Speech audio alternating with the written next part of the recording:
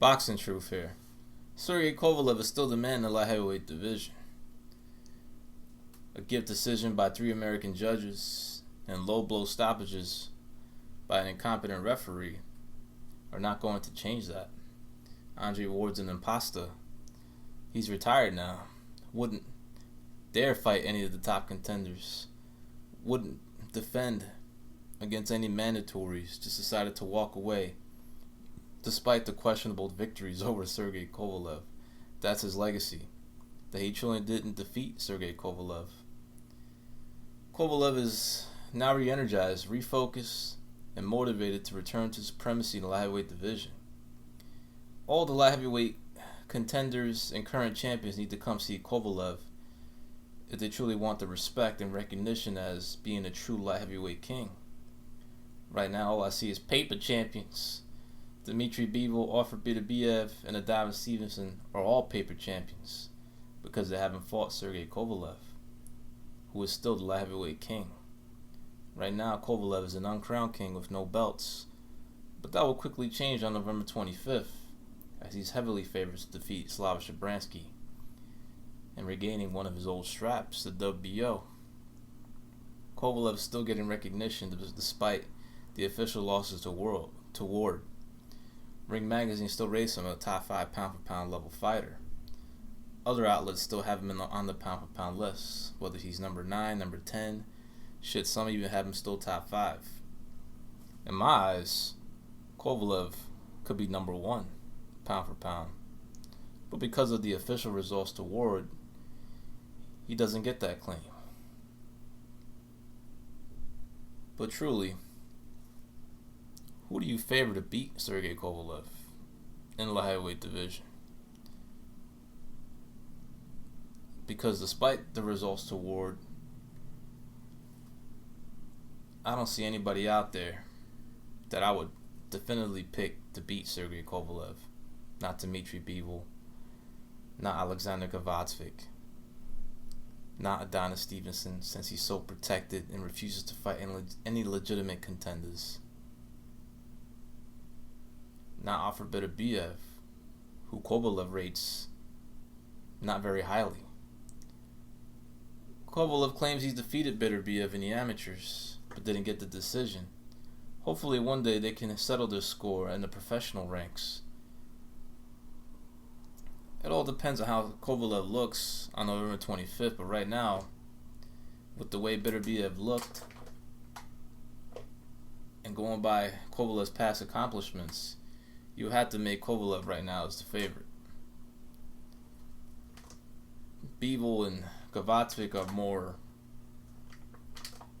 I would say, better boxers. Beterbiev is a very strong light heavyweight, but other than power and strength, I don't really see much else when it comes to his skills. But I'm expecting a resurgence in Kovalev's career. I'm expecting a different version, a better version, a more motivated version. Since Kovalev did get a little big-headed after unifying the light heavyweight division, winning 3 straps,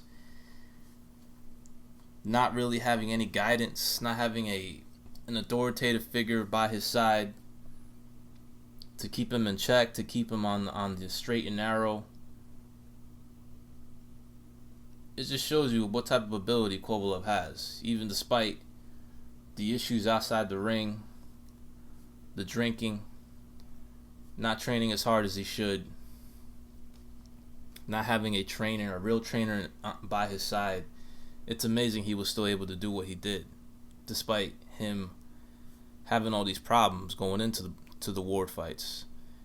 And he says what happened with Ward was a blessing, because if he had officially won those fights, eventually all those bad habits would have caught up to him.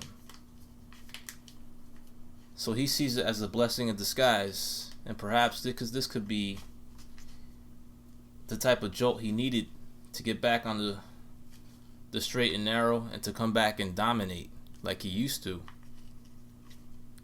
and to see the Crusher of old that we really haven't seen in quite some time. I haven't seen it in the past year. He's still a dominant fighter, still very difficult to beat.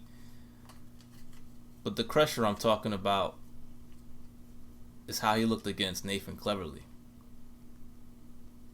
how he looked against Gabriel Campillo, how he looked against Ismael Salah.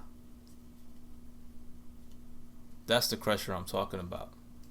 That's the Crusher that we're waiting to see, that we haven't seen in the past year. And he has the perfect opponent in Slavoj Shabransky to bring that out of him.